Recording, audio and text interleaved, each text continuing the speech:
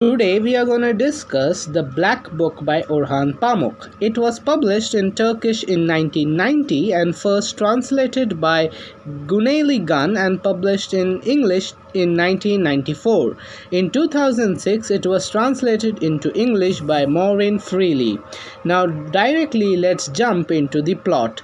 The protagonist, an Istanbul lawyer named Galip, finds one day that his wife Rüya, the name Rüya means dream in Turkish, has mysteriously left him with very little explanation.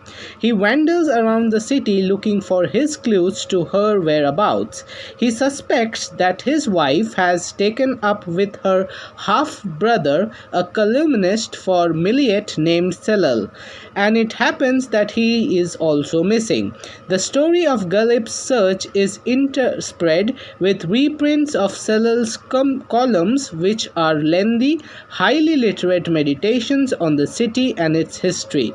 Galip thinks that by living as Celal, he can figure out how Celal thinks and locate both him and his wife.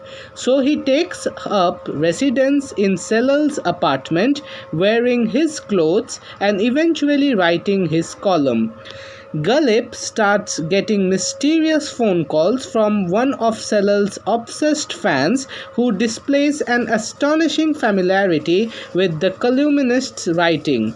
After Galip's columns under Celal's name start to take the form of impassionate pleas to Rüya, a woman from Celal's past misinterprets the articles and calls Galip, thinking they are actually Celal's attempts to win her back.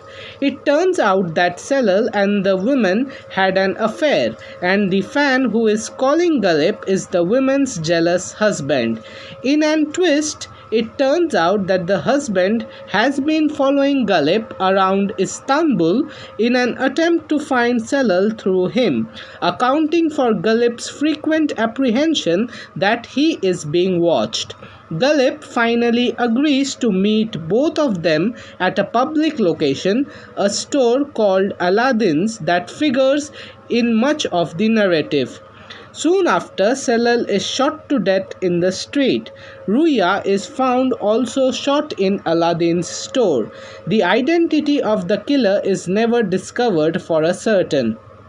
The novel ends with the postmodern twist of the author revealing his presence in the narrative. The story is more concerned with exploring the nature of storytelling as a means of constructing identity than with a straightforward plot. As such, it is full of stories within the main story relating to both Turkey's Ottoman past and contemporary Istanbul.